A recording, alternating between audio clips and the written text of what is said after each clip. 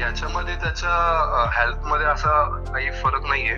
मी मागच्या वेळी जेव्हा नेलं होतं त्याला, फक्त तो रेडनेस खूप जास्ती होतो. म्हणजे मी आता औषध घेऊन आलो तर 1.5 महिन्यापूर्वी झालं, आता 1.5 महिने कम्प्लीट झाले. त्याच्यानंतर त्याला रेडनेस इतका वाढला ना की तो दिसत होता लांबून सुद्धा, असं की खूप पॅचेस झाले. कसं होतं ना की फक्त त्याच्या अकॉर्डिंग फूड सुद्धा तुम्ही सांगून ठेवा, कुठलं घेऊ मी. ब्रँड्स भरपूर आहेत. म्हणजे मी तुम्हाला तेच सांगतो की प्रत्येक कंपनीचे हायपो ॲलर्जेनिक फूड येतं. थोडंसं जे तुम्ही आता पेडिग्री देता त्याच्यापासून थोडंसं कॉस्टली असेल, पण ते तुम्ही प्रेफर करा काही कालावधीसाठी.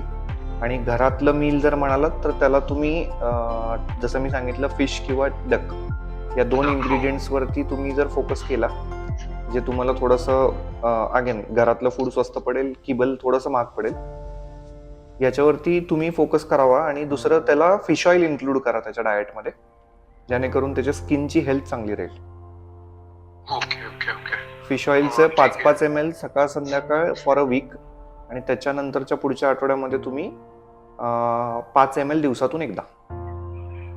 फिश ऑइल शक्य नसेल तर कोकोनट ऑइल पण चालेल, पण व्हर्जिन कोकोनट ऑइल येतं किंवा कोल्ड प्रेस्ड कोकोनट ऑइल येतं, ते जरी यूज केलं तरी चालेल. ओके ओके ओके, ठीक आहे. मी मग असं करून बघतो. येस. आणि जर मला काही वाटलं तर मी एखादा कॉल करेन. नक्की फोन करा sir. Okay, thank you so much sir. Thank you.